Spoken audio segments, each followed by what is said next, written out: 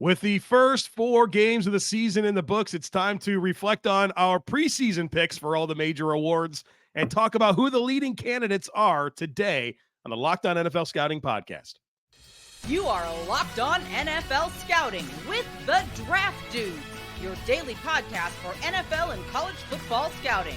Part of the Locked On Podcast Network, your team every day. It's guys being dudes here on the Locked On NFL Scouting Podcast. We're the Draft Dudes. I'm Joe Marino from Locked On Bills. He's Kyle Crabbs from Locked On Dolphins. Wow. And we are your NFL experts here with you daily to talk team building across the league on the Locked On NFL Scouting Podcast with the Draft Dudes, part of the Locked On Podcast Network, your team every day. I'd like to thank you for making Locked On NFL Scouting your first listen every day, and a big welcome and shout out to our everydayers. You know who you are. Those of you who never miss a single episode, we appreciate y'all being here very, very much. Joe, quarter season mark, start of week 5. Tomorrow we will be making our picks. You and I had a good week picking, straight up pick 'em last week. NFL Scouting against the spread fell back down to earth after an astronomically good week 3. So that's setting the table, but we are going to take advantage of the quarter season mark and in large sample size, kind of the first turn of this season, to look back at some of our spiciest and hottest of takes. And we did that through the lens of, in the preseason, we picked all of the awards, which everybody does. We kind of did it early. I think that was like our big thing. It was like, oh, we did it early before everybody starts doing it in that like 10-week limbo between the start of the season and cut down day. So you found out I actually had the documentation. And I'd like to know what your thoughts are as we get ready to look back on what we did in the preseason. And we got some doozies, I'm going to be honest. I'm very excited to figure this out because once you told me that you had it all archived, I thought to myself, I can't even remember who I picked. Right. And so to be reminded with us, it's 25%-ish sample size, which we're going to talk about in the next 2 segments. We're going to get into, okay, who's the current leading candidates? I am ready to find out how silly some of these were. So, I would say probably my worst one was the first one, which is NFL MVP.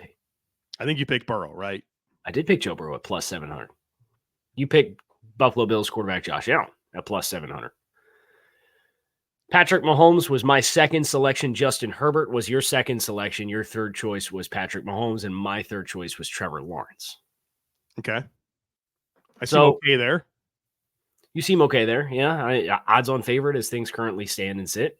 It's funny how 3 weeks of games can change the perspective, considering everybody buried him after week 1. Funny how that works. Yeah. Now, I do regret to inform you, they will only play Miami one more time. So he won't have the astronomical statistics that he posts every time he plays the Dolphins more than just one more time this season. So he's got his work have more of their guys on defense as well in that next game, right? So it's the plan. Yeah. Offensive player of the year.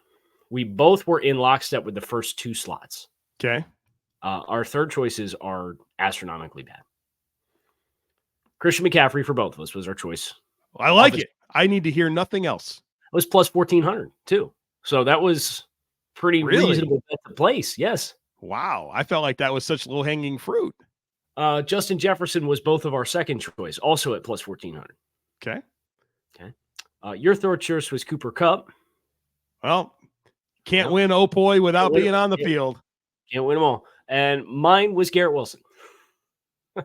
So maybe if Aaron Rodgers was there, that'd be a good thing. Dynamics have changed there. But this sheet also has all of our hot takes when we did the dudes bets. And I'm reflecting on, you took me up on 1,500 yards for Garrett Wilson as one of the ones that I proclaimed that you were like, yeah, I'm going to bet you that. So I was regretting that pretty quickly too after I watched the one game where Rodgers and Wilson were together in the preseason. I'm like, oh my God, he's going to be targeted 200 times. Yeah.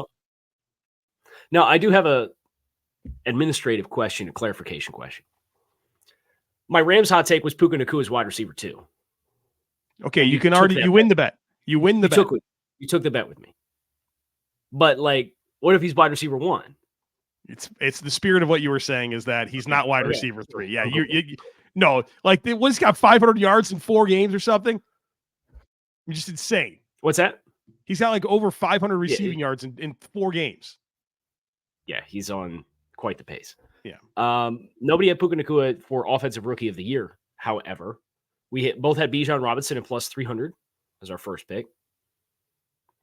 You had Jahmyr Gibbs at plus 850. Oh, man. I had the wrong scat back. I had Anthony Richardson at plus 750, at the wrong quarterback. And then you had Anthony Richardson at 3, and I Jahmyr Gibbs at 3. So, all right. I think Bijan Robinson's going to have a good chance. The Puka Nacua storyline is an interesting one. CJ Stroud, from a quarterback perspective, is far outpacing the other 2 guys as far as his production. So that one will be interesting. So some good candidates for us to sort out when we get to the next segment. Now, on the defensive side of the ball, Defensive Player of the Year, you had Myles Garrett, which is looking pretty good. I think he's got 5 sacks already. Yeah. Mac had 6 in one game to become Khalil Mack did have for the leader. I would be willing to bet Khalil Mack does not do that again. Probably not. I had Micah Parsons as my top choice for Defensive Player of the Year. He's also off to a nice start. Did not have a sack against the Patriots in a 35-point loss. That right. You hate that, right? Yeah. Like you got to pile on the stats in a game like that. Right. Yeah. You had Micah Parsons at 2. I had TJ Watt at 2. What's TJ? I can't tell you his actual production. He's got 6 sacks. Great. It's tied with Khalil Mack and Josh Allen for the league lead. Myles Garrett at 5.5. And Josh Allen's leading the league in MVP voting and leading the league in sacks. He's incredible. Right. Yeah. And then the rest is off the rails. You had Shaq Leonard at plus 10,000, and I had Jalen Phillips at plus 5,000. So, all right, can't win them all. Now, Defensive Rookie of the Year, Will Anderson was Joe Marino's pick. Jalen Carter was Kyle Crabbs' pick. Jack Campbell was both of our second choice, and Devon Witherspoon for Joe Marino in third, and Will Anderson was my third. Okay, so some good names. Again, we will come back to that in segment 3. Defensive or Coach of the Year is our last one. Excuse me. And I regret to inform you this is probably your worst one. I'm trying to remember who it was. Highly successful coach. I picked a highly successful. Did I pick Tomlin? Never had a losing season. I picked him. Picked Mike Tomlin. Are we sure? Yeah. I have it on the sheet, and I had Mike Tomlin second. So we were very pro. Yeah, we were all in on the Steelers. And it wasn't even that we were like, yeah, the Steelers are really going to be good this year. It was, man, this Steelers schedule looks pretty soft, and we like a lot of what they have defensively. They got impact players on all 3 levels. Now, have you seen the stats when throwing at Pittsburgh's top 2 corners this year? I haven't. I'm guessing they're not good. They are getting shredded. And then you've got unathletic linebackers on top of it. You have unathletic corners in Pat Pete and Levi Wallace. Hayward's out for half the season.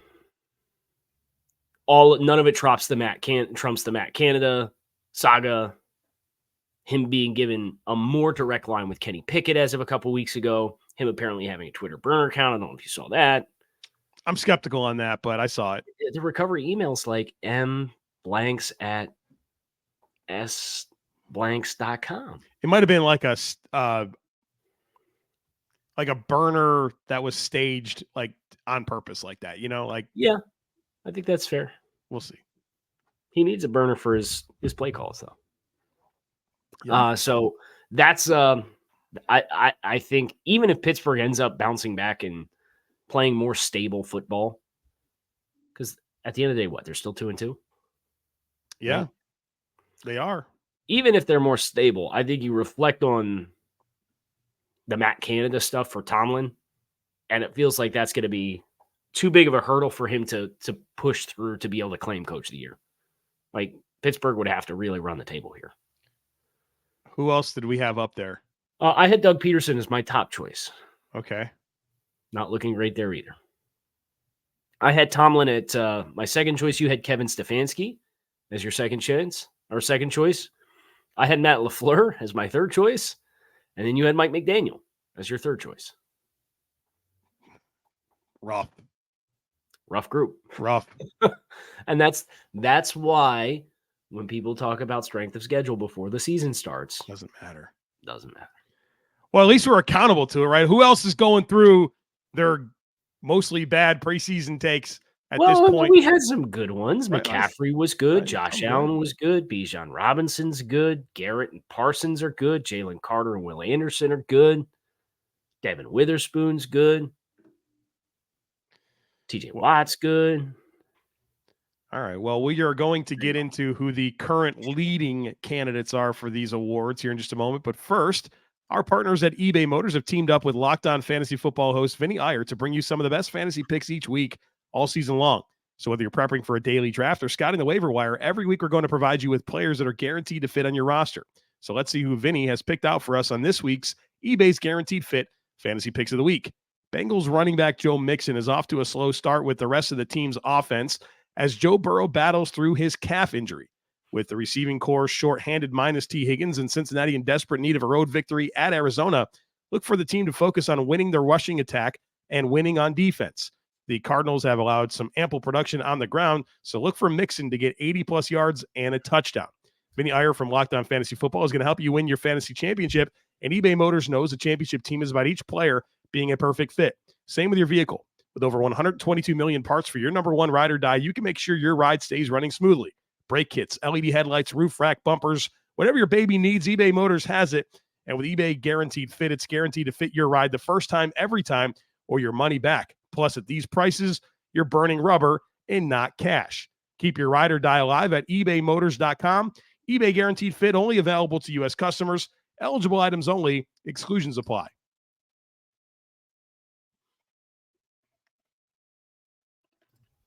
I gotta be honest. When I told everybody about Vinny's picks for eBay Motors, I did not pick Joe Mixon because the Bengals have burned me badly. It seemed like the easiest one to read. That's why I picked it. If you want to know, we get 3 options every week. That one seemed the easiest to read. Good. So, very good. Yeah. So, let's start with NFL MVP. We're going to do the same 6 awards. Yeah. NFL MVP first. I know we mentioned this already, but according to our friends over at FanDuel Sportsbook, Josh Allen at plus 350 is the current leader in the clubhouse at the 4-game mark. And Tua's right behind him at plus 500, and Pat Mahomes is at plus 500. Correct. I think that Tua's got a better claim to this right now than Josh Allen. In my opinion, I mean, Tua's leading the league in passing. I know a lot of others very important, meaningful categories, but he hasn't had a bad game yet. You know, week 1 still happened for Josh. You know, the last 3 games have been really good. But I don't think that he has the black eye like Josh does. So to me, if you look at it completely and you give 1/25th or a quarter of each game as value to what you're looking at, I think it's Tua. I am surprised you took that route, but I agree with you. Because at the end of the day, Buffalo's loss was in large part because they had a 10-point lead and then had poor ball security offensively with a couple of interceptions and a fumble. Yeah, he was the reason the Bills lost the game. I didn't want to have that quote because I'm the Dolphins guy. I've said it a million times. So the Dolphins, the Bills played an outstanding game plan in week 4, congested the middle of the field. I thought you saw good growth from Tua as far as having to work deeper into his progressions. He had obviously the interception when they were down, was it 18 in the second half, where he tried to hit the seam shot. But the Dolphins lost the game predominantly because the defense could not stop a nosebleed versus having 4 turnovers. 1 Tua against the Jets. Was not Tua. Yeah. So I agree with you from a full resume perspective. And look, you can make it – the debate that gets interesting is about the supporting cast and MVP and Tua having skilled players around them versus Josh Allen having Stephon Diggs or Patrick Mahomes being in this conversation. And really, even Travis – Pat's probably doing the most with the least right now, if that makes sense. Would you agree? He doesn't have the defense. He doesn't have the defense that Josh does, and he doesn't have the skill players that Tua does. Now his resume is not as good. Of the 3, is that what you're saying? Of those 3, okay. I'm like, 3, man, if you're opening this up, my head was spinning. So of the 3, Tua, Pat, Josh, who is doing the most with the least? Players who have the plus 500 odds or better. It's Mahomes. The answer to that is Mahomes. Right. Yeah. So that's where I think NFL MVP, that conversation does get a little interesting, is Tua obviously has some really dynamic skill players, and Mike McDaniel's doing some new things. And Josh has this killer defense, and Kansas City really doesn't have either. And like Travis Kelce's not been effective to start the season. Right. And those tackles have not been good either. Holy cow. Right. Now, I don't know. All the conspiracy theorists would tell you that the Chiefs tackles held on that play and the scramble for 3rd and 22, and they're collaborating with Taylor Swift to generate a bunch of clicks and all that stuff. But I would say Patrick Mahomes has a nice argument, but I would take the other two resumes over him based off production. So we agree. It's Tua, Josh, Pat. Yes, right now. Through 4 games. Yep. Now, offensive player of the year. I see no reason to move off of Christian McCaffrey. Here's the good news. When we did it, Joe, the odds were plus 1,400. The odds for Christian McCaffrey right now as offensive player of the year this season is 200, plus 200. Becoming pretty clear through 4 games. Just stay healthy. Yeah. Right? The only thing that will prevent Christian McCaffrey in the San Francisco 49ers offense from getting this award is if he gets hurt and misses time. Right, which is possible. Now, to follow that up, both of our San Francisco 49ers hot takes when we did the Draft Dudes hot takes and bets was you had McCaffrey over 2,000 all-purpose yards, and I had McCaffrey 1,000. McCaffrey is not hitting the receiving yardage that is necessary, but he does have 600 yards from scrimmage through 4 games. Well, and McCaffrey's still second amongst running backs in receiving yards this year. 141. Right, that's behind, of all people, Josh Jacobs at 173. One a little bit, but Bijan Robinson's third there at 134. So it's like he's not, relative to receiving production amongst running backs, he's still really, really good. So let me ask you this. Are you, for Christian's perspective, he's on pace for over 400 touches this year. You a little leery of that? Yeah, and I think that they'll become aware of that. And I feel like there's already been some messaging about how important it's going to be for him down the stretch, late in the season in the playoffs, right? That's when you want him at his best. And 400 touches during the regular season isn't going to help him get there. So I think you're going to see some of that workload shift a little bit. I still think he's going to be a 300 plus touch guy, though. I mean, he's at 98 touches through 4 games. It's got to be hard as a play caller to not give him the ball, right? 24 and a half touches per game. Rightfully so. He's an outstanding player, but yeah, you just worry. I just look at the big picture and I'm like, all right, let's not do too much here. Right? He changed their season last year. Like, he's that important. Right. He was there for 11 games and had over 100 yards from scrimmage per game just with San Francisco last year. So we think I think it's McCaffrey, Jefferson, and then probably Tyreek Hill. Tyreek Hill is tied with Jefferson at plus 600. So those are the top 3 in that group. And I would keep it in the order that they are listed: McCaffrey, Jefferson, and Tyreek. Yeah, I see it the same way. Okay, so then our last one on this group is NFL Offensive Rookie of the Year. And this one has really gotten interesting. There's 5 candidates that are better than plus 1,000 odds right now on FanDuel Sportsbook. Can you name them?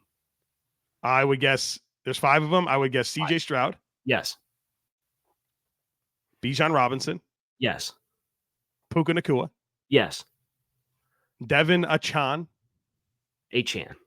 Gosh, I thought I had it. Pronunciation, please. Achane. Achane. It was Achane, and then it was Achane, and now it's Achane. I'm trying so hard. Is that correct? Because I think I said Achane in like March and got corrected to Achane, and now I've been saying Achane, and he was like, actually, it's pronounced Achane. So is he's one of them? He is 4th. You have named them in order of their odds thus far. So now there's one more. There's one more. It's plus 900. So it's. Can you remind me of the 4 that I named? Stroud, Robinson, Nacua, and Achane. Oh man,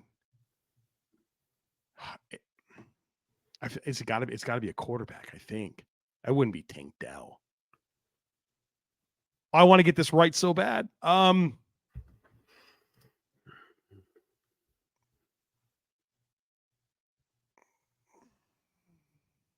I'm just going to guess quarterback, Anthony Richardson. That is correct. Very those good. Are the 5 rookies with better than plus 1,000 odds on FanDuel Sportsbook for Rookie of the Year. Stroud's the leader, though, right? I would guess pretty convincingly. The positional value and second most passing yards through your first 4 games all time. No interceptions. That'll do it. I watched his game against Jacksonville this morning. He's tried to throw an interception, but they didn't catch it. Well, that's all that matters, right? Right. So, I would agree with Stroud. I think Bijan's still going to have a very robust season. I would say he's probably second still over Puka. Yeah. Because Cooper Kupp's going to come back, and Bijan's already doing this with Tyler Algier leeching touches off of him. Right. So what do you think? You mentioned the sustainability of Nacua. Cooper Kupp at some point is going to come back, but like Van Jefferson's not doing anything. I mean, Tutu Atwell is flashing for sure, but like I still think that there's going to be production for Puka. I agree. I think I don't want to say health willing. He's probably a lock for 1,000 yards. Real quick, like what's the rest of the season forecast for Achane? Just ripping out big explosive runs left and right, but like probably. I think he'll probably be in a 12 to 15 touch per game situation. But yeah, they really like him, and understandably so with what the production's been the last 2 weeks. He's got the zoomies for sure. All right, we'll talk defensive awards here in just a moment. But first, this show is sponsored by BetterHelp. You ever feel like your brain is getting in its own way? Like you should know what to do, what's good for you, but you still just can't do it? Therapy helps you figure out what's holding you back so you can work for yourself instead of against yourself. If you're thinking of starting therapy, give BetterHelp a try. It's entirely online, designed to be convenient, flexible, and suited to your schedule. All you do is fill out a brief questionnaire. You get matched with a licensed therapist and switch therapists at any time for no additional charge if necessary. Make your brain your friend with BetterHelp. Visit BetterHelp.com/lockedon today to get 10% off your first month. That's BetterHelp, HELP.com/lockedon. Defensive side of the ball. Defensive player of the year. Joe, your previous pick was Myles Garrett. My previous pick was Micah Parsons. Any guesses on the current leader in the clubhouse in that category? Probably those guys. I mean, it's probably Myles Garrett, Micah Parsons. I guess those are 1 and 2. I'd be surprised if it wasn't. Maybe TJ Watt. Micah Parsons is first at plus 175. Myles Garrett is second at plus 250, and TJ Watt is third at plus 500. There are no other players better than plus 2,100 in the odds right now. Is there any non-pass rusher that's in this? No. Linebacker or DB? Bosa, Hutchinson, Chris Jones in the next 3. Yeah, this is becoming a defensive lineman award, isn't it? Or pass rusher award. Pass rusher award. Best sack artist. Yeah. It's just tough to get enough of it. I just watched the corner a few years back. Have like 10 interceptions and couldn't get this award. Heard about it. In favor of defensive tackle. No, I think that's a good point, right? Like if there ever was a time that it would happen, that was it, and it didn't. It happened the next year with Stephon Gilmore. Just kidding. But he played for Boston. Yeah. All right. So, we can calibrate our expectations moving forward, but it'll play itself out. Hopefully these guys stay healthy, right? Because that's what's going to probably make the production dip. They're going to, if they're healthy, they're going to make the plays, man. They always do. So just a follow up on the odds and the separation from the pack. Garrett started at plus 600. Parsons started at plus 500. Parsons is now plus 175. Garrett is plus 250. TJ Watt originally started at plus 800. The closer to 0 it is, the better the odds for the non-gamblers who may be interested. Congrats to you if you're a non-gambler who's made it this far in the show with us throwing the odds out here for all the awards. TJ Watt started at plus 800 and is now plus 500. So there's pretty clear separation there. I have no reason to change my pick. Likewise. We got this one pretty well. Is no one Dallas's platform as Dallas and formerly America's team. I don't know who I would classify as America's team now, but Dallas used to be America's team. So they're top shelf as far as audience and fan base and all that stuff. Nobody's talking about this well, we are, but the casual football fan is not talking about this Browns defense being effectively every bit as good as Dallas's defense has been so far this season. I think, well, if there's a team that's the opposite of America's team, it's the Cleveland Browns. The Cleveland Browns. Right? So that doesn't help. I think that's the best thing working for Micah, even if Garrett finishes with mildly better statistics and the defenses are both stay on the trajectory that they're on. It's like, oh, he plays for Dallas. Yep. Cleveland fans are probably pointing fingers and saying, yeah, I agree, right? So. And we didn't make the rules. No, we don't. We didn't make the rules. We also don't have a vote, so there's that. That's also true. Now, defensive rookie of the year. This one's fun. It's the only one that has a player with minus odds as the best player. Oh, wow. Which means you have to pay, he's minus 110, which means you'd have to bet $110 to win $100.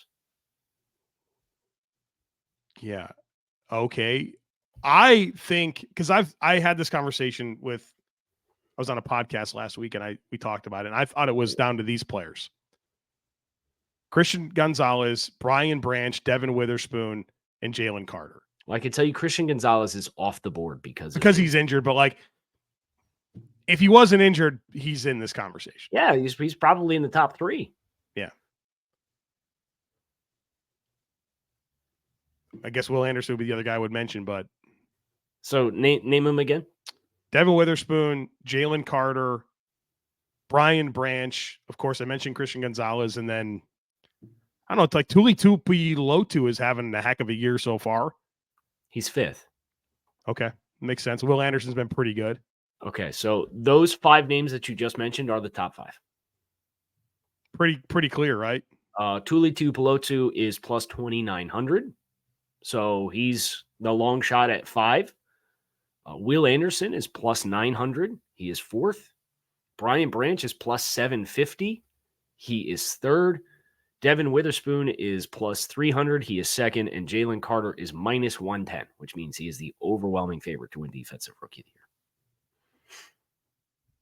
the Year.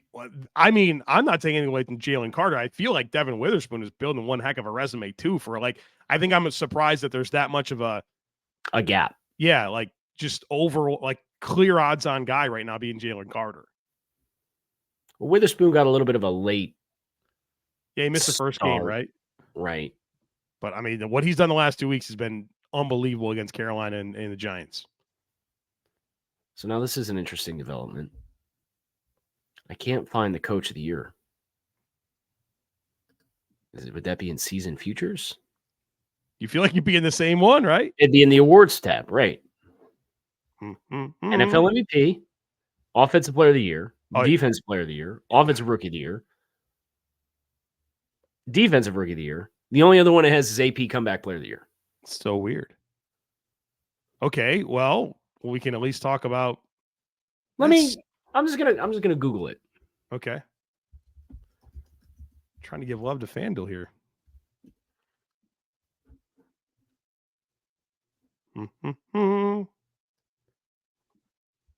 Guessing my preseason pick will not be well represented. Mike Tomlin. Right. And Kevin Stefanski 1 and 2. Not great. Dan Campbell, I'm sure, is probably going to be pretty high on these odds. Okay, I have the list. All right. I have the list. Okay, let's do it this way. We both had Mike Tomlin in the top 2. You had him first, I had him second. Mike Tomlin is currently 2, 4, 6, 8, 10, 12, 14th. He's only 500 worse on his odds. He went from plus 2,000 to plus 2,500. There's been some separation from the rest of the pack. Doug Peterson was my first place choice in the preseason, and he's 15th, plus 3,000. So plus 2,500, plus 3,000. Where would you like to venture a guess? I think the top has got to be like. There are two coaches at plus 400. Dan Campbell and Kyle Shanahan. Dan Campbell is plus 400. Kyle Shanahan is plus 1,000. What number? He is fourth. Fourth. Okay. Tied for third. Mike McDaniel? Mike McDaniel is plus 400. So it's Campbell and McDaniel. And then the next tier down is Shane Steichen and Kyle Shanahan, both at plus 1,000. And then DeMeco Ryans plus 1,200. Yep. Todd Bowles plus 1,600. Sean McVay plus 1,800. I think that makes sense. Those seem like the right mix of coaches. And some of these coaches that are like, think about Andy Reid's plus 5,000. McDermott's plus 2,200. You're supposed to go win 12, 13. Sirianni's plus 3,000. Like, is the expectations of the team right work against you in a situation like this? Right. I mean, if the Texans continue what they're doing, like, DeMeco's going to get it, right? Because they love to get it to the first-year coach, a new situation that does way better than anyone expected. How many wins does Houston need to guarantee DeMeco Ryans gets the award? Guarantee 10. 9 might get it done, though. I mean, what has Houston done? Like, Houston year by year. I mean, what you just gotta do Texans reference and go to Pro Football Reference on the top hit, and I can tell you they won 2 games, 3 games, 4 games, 4 games the last 4 years, including this season. So they're halfway to their high water mark for wins in the last 3 years. Yeah, through 4 games. Right, with all the rookies, the injuries that they're already dealing with. I mean, O-line, Stingley's out, like relying on young players, new situation. 9 wins for Texans probably gets it, right? Would you? I mean, you agree with that, or? Yeah, I do. So we're on Texans watch. Be careful. Once we get on board with you, sometimes it just goes all haywire from there. So yeah, we're usually a year early, right? We typically our Lions. We typically are. Avid haters of the Giants last year. You weren't, I was. But well, I was just enjoying Dayball. I knew it wasn't a good, like a sustainable method. I talked about that in the offseason. Like, I don't think they should have stuck with this, but here we are.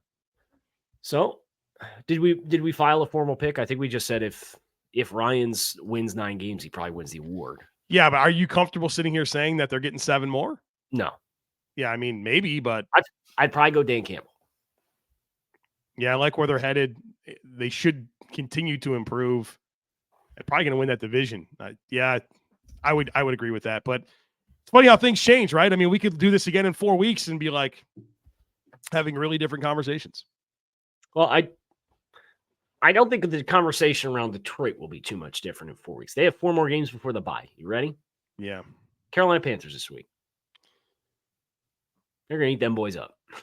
Let's be the Jungle Cats against each other there. At Tampa Bay. I'm not disrespecting the Bucs. Neither am I. I think if we were going to do like our apology sheets for the first quarter of the season, Tampa's right at the top of the list because neither one of us were high on it coming in the year. At Baltimore Ravens. And then Las Vegas Raiders at home. They're going to get at least 3, I think. I think at least 2, right? I think you win both the home games against the Raiders and the Panthers. You're on the road for Tampa and Baltimore.